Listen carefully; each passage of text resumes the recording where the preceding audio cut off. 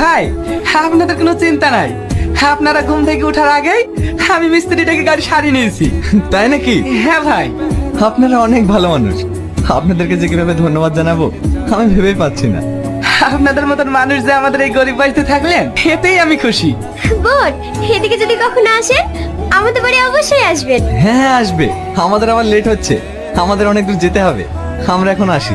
আল্লাহ হাফেজ। আল্লাহ হাফেজ। কার phone? Rahul phone করেছে। প্রিয়া, তুমি কোথায়? আমি এখনো ইন্ডিয়াতে আছি। কি? তুমি এখনো দেশে ফিরে যাওনি? না, আমি তোমাকে পাগলের মতো খুঁজে বেড়াচ্ছি। আর তুমি একবার আমার ফোন ধরার প্রয়োজন মনে করলে না। আমি তোমার সঙ্গে দেখা করতে চাই। আচ্ছা ঠিক আছে, আলীনগর ক্যানভাসে অপেক্ষা করছি, তুমি ওখানে চলে এসো। এই নাও।